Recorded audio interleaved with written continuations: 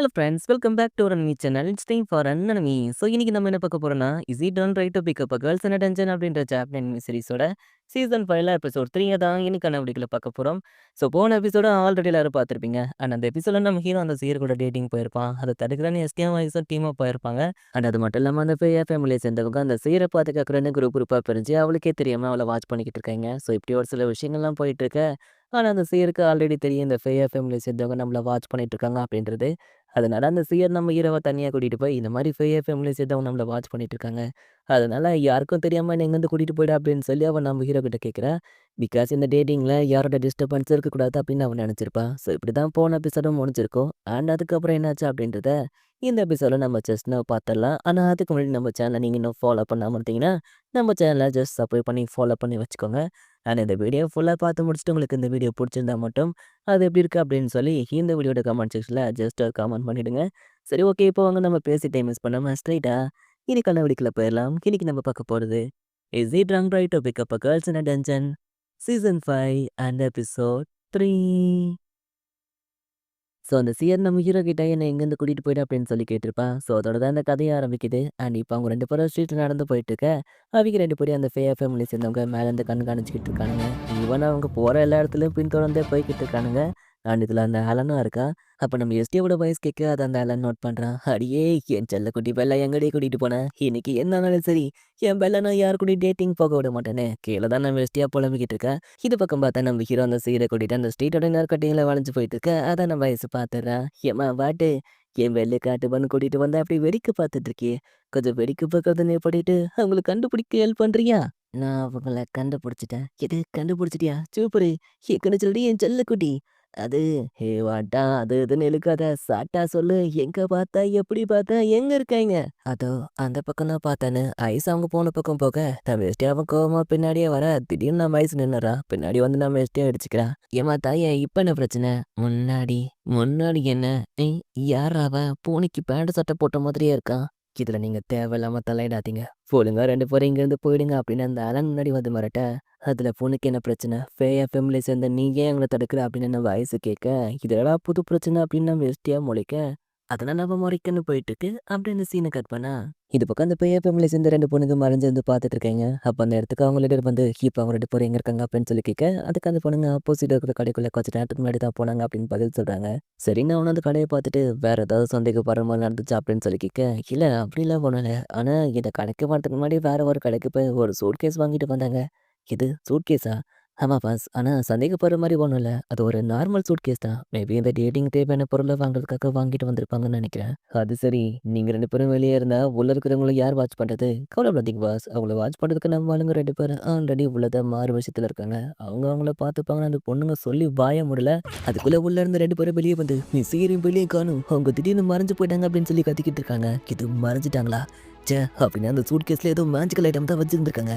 என்னத்த பார்த்துக்கிட்டீங்க? எங்களை மன்னிச்சிருங்க பாஸ். உங்க மனைவி யாருக்கு பணம்? உடனே நம்ம அவங்கள கண்டுபிடிச்சாக்கணும். சீக்கிரம் எல்லாருக்கும் இன்ஃபார்ம் பண்ணுங்க அப்படின்னு அவங்க அவங்கள தேடி வளர நிற்கிறாங்க. இது அவங்களுக்கு அனுமான ஆணியப்போ மற்றவங்களும் பார்க்குறாங்க. ஆனால் அந்த விஷயம் அந்த ஆளனுக்கும் தெரிய வருது. என்ன சொல்ற? அது வரைக்கும் நீங்களே என்ன பண்ணிட்டு இருந்தீங்க? ச்சே, நான் உங்களை அப்புறம் பார்த்துக்கிறேன் அப்படின்னு சொல்லிட்டு அந்த ஆளை நாங்கள் வந்து கிளம்பிடுறான். ஆனால் அது எதுவுமே புரியாமல் நம்ம ஐசிஎஸ்டியாவும் திரு முடிச்சிட்டு இருக்காங்க. இது பக்கம் அந்த ஃபேமிலி சேர்ந்த மொத்த பேரும் நம்ம ஹீரோவையும் சீரியன் டவுன் ஃபுல்லாக பல விஷயம் தேடிட்டு இருக்காங்க. பார்த்தா அவங்க இன்விசிபிள் பிளாங்கெட்டை மேலே போத்திக்கிட்டு தான் ஓடிக்கிட்டு இருக்காங்க. ஒரு இடத்துல அது காற்றுல பறக்கவும் உடனே நம்ம சீரை அதை கேப்சர் பண்ணிடுறா. அடேங்கப்பா, இது சூப்பராக இருக்குது. அப்படின்னா இந்த பிளாங்கெட்டில் நம்ம உண்மையிலேயே மறைஞ்சிட்டோமா என்ன? ஆமாம், ஆனால் இப்போதைக்கு இல்லை. அவங்க நம்மளை கண்டுபிடிக்கிறதுல முதல்ல வாங்க நம்ம இங்கேருந்து போயிடுவோம் அப்படின்னு நம்ம ஹீரோ கையை பிடிச்சிட்டு போடுறான். மிஸ்டர் பெல், ஒரு விஷயம் சொல்லுவாங்க, கையை பிடிச்சிட்டு போகிறது ரொம்பவே ஜாலியாக இருக்குது. ஏன் இருக்காது? மாட்டினா அவங்கள விட்டுருவானுங்க. பொழக்க போகிறது என்ன தானே? புயல் வேகத்தில் ஓடிட்டு இருக்கேன். குறுக்கு ஏதோ மணலாரி வராமல் பார்த்துக்கூடாண்டப்பா. அச்சோ, இது உலகத்தில் மணலாரியே கிடையாது. சரி பர்தராங் டைலாக். குறுக்கு குதிரை வண்டி வராமல் பார்த்துக்கூட ஆண்டவன் ஓடிட்டு இருந்தா முன்னாடி ஒரு பெரிய முட்டுச்சோராக நிற்குது.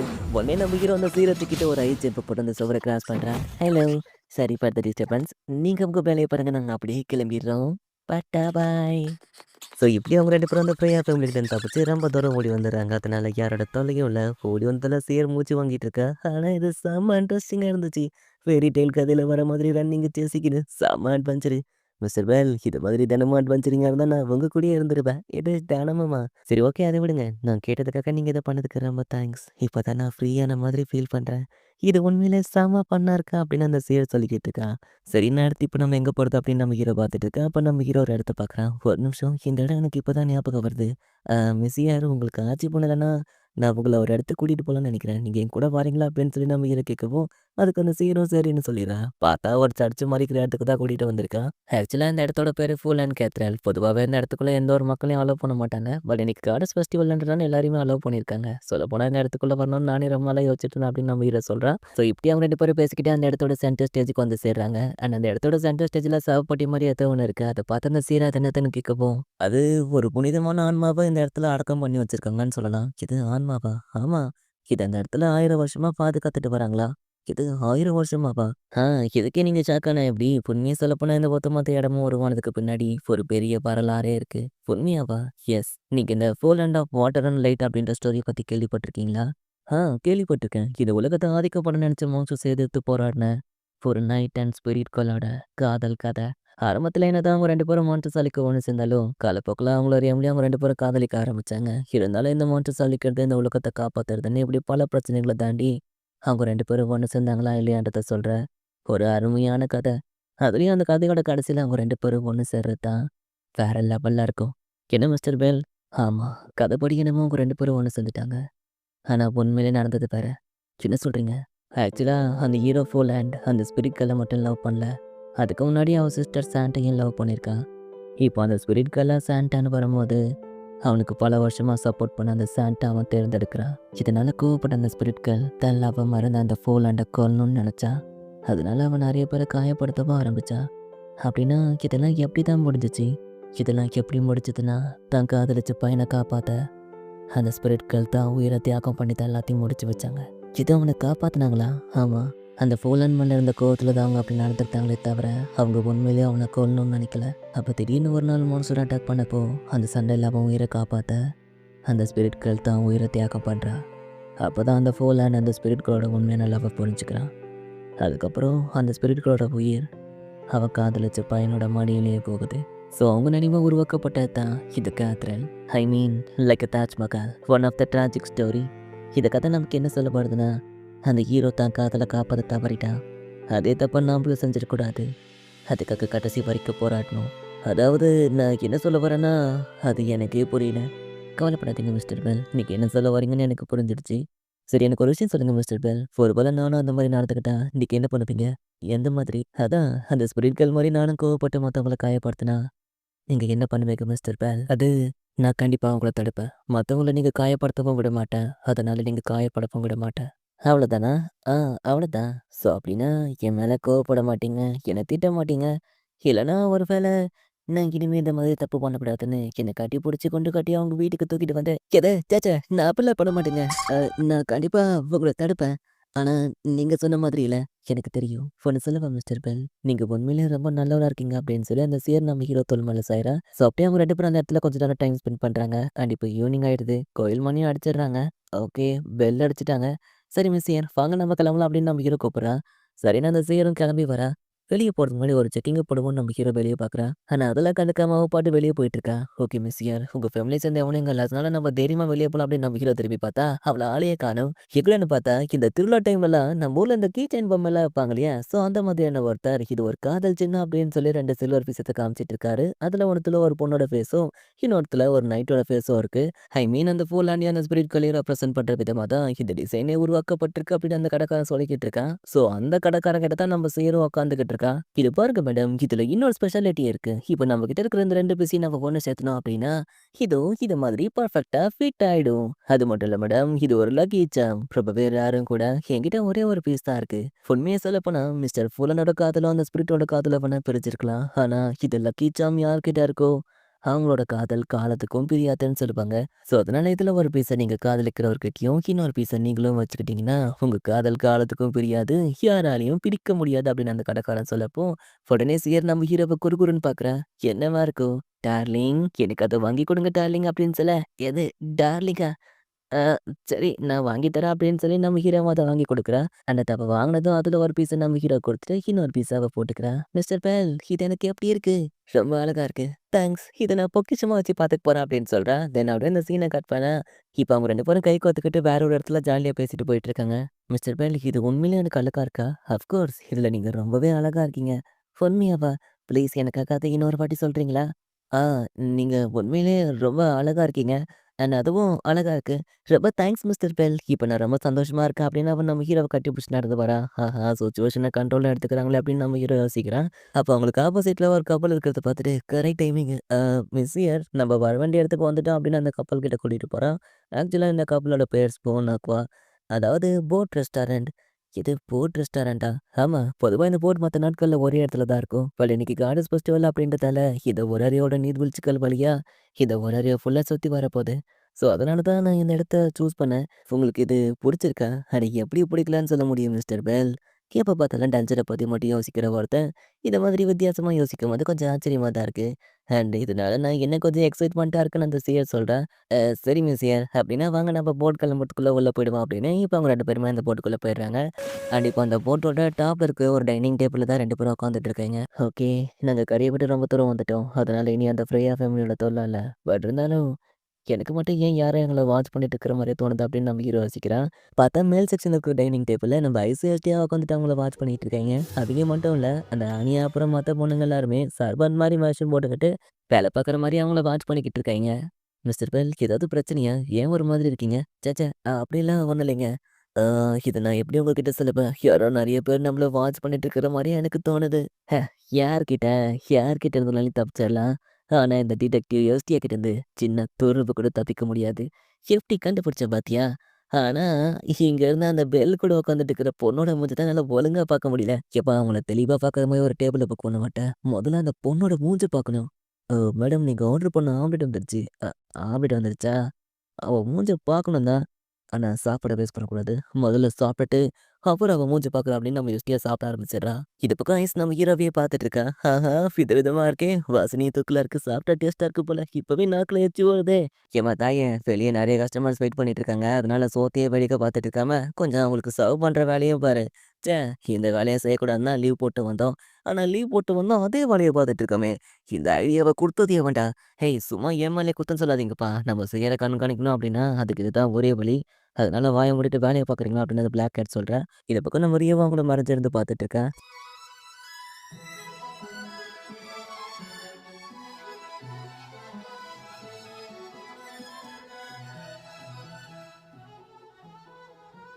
மிஸ் ஹியர் எனக்கு ஒரு சந்தேகம். இது நாள் வரைக்கும் நான் உங்கள ஒரு ஆர்டினரி வெயிட்டர் தான் நெனச்சிட்டு இருந்தேன். பட் இப்ப திடீர்னு பார்த்தா, நீங்க ஃபேயா ஃபேமிலியோட ஒரு மெம்பரா இருக்கீங்க. பட் நீங்க என்னதான் ஒரு ஃபேயா ஃபேமிலியோட மெம்பரா இருந்தாலும், உங்கள பாதுகாக்கிறதுக்குன்னு ஒட்டுமொத்த ஃபேமிலியுமா கெளம்பி வரும்? அதுதான் கொஞ்சம் ஆச்சரியமா இருக்கு. உண்மையிலே நீங்க யாரு? நான் யாருன்னு தெரிஞ்சுக்கணுமா? சரி, நான் யாருன்னு சொல்றேன். ஆனா அதுக்கு முன்னாடி நீங்க எனக்கு ஒரு ப்ராமிஸ் பண்ணணும். நான் யாருன்ற ரகசியத்த நீங்க தெரிஞ்சுக்கிட்டதுக்கு அப்புறம், நமக்குள்ள இருக்கிற இந்த விஷயங்கள் எதுவும் மாறாதுல்ல? கண்டிப்பா. அப்படிலாம் சொன்னா பத்தாது மிஸ்டர் பெல். எனக்கு நீங்க ப்ராமிஸ் பண்ணுங்க. இத பாருங்க மிஸ்யர். நீங்க யாரா இருந்தாலும் சரி, எப்படி இருந்தாலும் சரி, உங்கள பத்தின உண்மைகள் எதுவா இருந்தாலும் சரி, அத நான் தெரிஞ்சுக்கிட்டதுக்கு அப்புறம், நமக்குள்ள இருக்கிற எந்த ஒரு விஷயங்களும் கண்டிப்பா மாறாது. எப்பவுமே நான் உங்கள ஒரே மாதிரி தான் பார்ப்பேன். இது சத்தியம் அப்படின்னு நம்ம கிட்ட சொல்றேன். ஸோ அந்த சேர ஏதோ ஒண்ணு சொல்லலாம்னு வரேன். அப்போ திடீர்னு அந்த போட்டு நடுங்குது. என்னடான்னு பார்த்தா, எல்லாம் அந்த ஃப்ரேயா ஃபேமிலிய சேர்ந்தவங்க பார்த்த வேல தான். அவனுங்க அக்கறைக்கும் இந்த போட்டுக்கும், அதுவும் தண்ணியிலேயே ஐஸால பாலத்த கட்டி வச்சிருக்கானுங்க. இப்போ அவனுங்க ஒட்டுமொத்த பேரும் அந்த கப்பல நோக்கி வேக மூடி வந்துட்டு இருக்காங்க. ஆஹா! பிரச்சனை முடிஞ்சுச்சுன்னு பார்த்தா இப்பதான் ஆரம்பிக்குது போலயே. என்னைக்கு இவ்வளோ தண்ணி காட்டுறீங்க? சீக்கிரம் எல்லாரும் இந்த கப்பலோட மூல முடுக்குலாம் தேடுங்க. அவங்க இங்கிருந்து தப்பிக்கவே கூடாதுன்னு அந்த கப்பல ஹைஜாக் பண்ணி அந்த கப்பலோட மூல முடுக்கெல்லாம் நம்ம ஹீரோவையும் சேவையும் தேடிக்கிட்டு இருக்காங்க. அண்ட் இப்போ அந்த கப்பலோட டாப்புக்கு வந்துடுறானுங்க. சீக்கிரம் அவங்க எங்க இருக்காங்கன்னு போய் தேடுங்க. இன்னைக்கு அந்த பொடி பையன் வெள்ள பொடி பொடியாக்காம விட மாட்டேன்னு அவங்ககிட்ட சொல்லப்போ, அதுக்கிட்ட நம்ம வயசு பயங்கரமா காண்டாக்குறா. ஹேய்! உனக்கும் பெல்லுக்கும் என்ன பிரச்சனை? நீ எதுக்காக அவன தேடிக்கிட்டு இருக்க? ஸ்வாட் பிரின்ஸ் நீயா? நான் கேட்ட கேள்விக்கு மட்டும் பதில். எது பதிலா? இத பார் ஸ்வாட் பிரின்ஸ் உனக்கு நான் பதில் சொல்ல வேண்டிய அவசியமும் இல்ல. உனக்கு இதுல சம்மதமும் இல்ல. அதனால தேவையில்லாம தலையிடாம ஒழுங்கா இங்கேருந்து போயிடு. அது சரி. நீ பெல்ல பொடி பொடியாக்கிடுவேன்னு சொன்னல. ஆனா அதுக்கு முதல்ல நீ என்ன தாண்டணும். ஆ நீ சொன்னா கேட்க மாட்ட. உனக்கு பட்டா தான் புத்தி வரும். எல்லாரும் அவளுக்கு சுத்து போட்டுங்க நானு. அவனும் அவன் ஆளுங்களும் நம்ம ஐஸ் சுத்து போடுறானுங்க. நம்ம ஐஸும் ஃபைட்டுக்கு ரெடியா இருக்கா. எப்பா ஐஸ் பார்த்து ஜாக்கிரதைன்னு எஸ்கேப் டேபிள் ஒளிஞ்சிட்டு இருக்கா. இவங்களுக்குள்ள ஃபைட் ஆரம்பிக்குது. ஒரு நிமிஷம் அவங்கள பார்க்க ஐஸ் மாதிரியா இருக்கு. ட்ரெய்னிங்ல யார் கூட சண்டை போட்டுட்டு இருக்காங்க அப்படின்னு நம்ம ஹீரோ பார்த்துட்டு இருந்தா, அந்த பேயா ஃபேமிலி சேர்ந்த ஒருத்தன நம்ம ஐஸ் நம்ம ஹீரோ இருக்கிற இடத்துக்கு அடிச்சு பறக்க விடுறான்.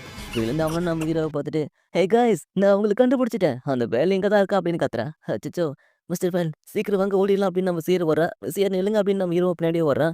பின்னாடி பார்த்தா அந்த பேயா ஃபேமிலி சேர்ந்த மத்த எல்லாருமே அவங்கள தொரத்திக்கிட்டு இருக்காங்க.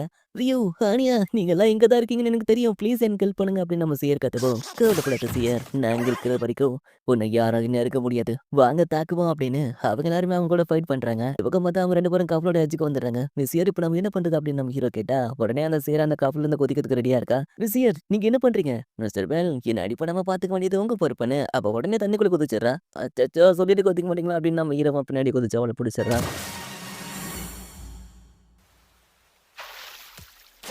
இப்ப அவங்க 2 பேரும் கரைக்கு வந்துடுறாங்க. "மிஸ்ஸியர் உங்களுக்கு எதுவும் ஆகலையே? உங்களுக்கு எதுவும் அடிபடல?" "அடியா? இது உண்மையிலேயே வேற லெவல்ல ஃபன்னா இருந்துச்சு. நான் ஃபர்ஸ்ட் டைம் இந்த மாதிரிலாம் பண்ணியிருக்கேன். இது உண்மையிலேயே சூப்பரா இருக்கு. எனக்கு புடிச்சிருக்கு" அப்படின்னு அந்த சீர் சிரிச்சுக்கிட்டு இருக்கா. அண்ட் அவ நலஞ்சதாலயும், அவ ட்ரெஸ் ஒயிட்டா இருக்கிறதாலயும் கொஞ்சம் அப்படி இப்படின்னு தெரியுது. நம்ம ஹீரோவும் வெட்கப்பட்டு திரும்பிக்கிறான். "சரி மிஸ்டர் பெல் வாங்க போலாம்" அப்படின்னு அவ கூட போ. "மிஸ்ஸியர் பார்த்து மெதுவா ஓடுங்க. கீழ விழுந்துற போறீங்க." "ஓ! அப்படி நான் கீழ விழக்கூடாதுன்னு நெனச்சீங்கன்னா, நீங்க என்ன தூக்கிட்டு போங்க" அப்படின்னு அவ திரும்பவும் ஓட ஆரம்பிச்சிடுறா. உடனே நம்ம ஹீரோவும் அவ பின்னாடியே ஃபாலோ பண்ணி போறான்.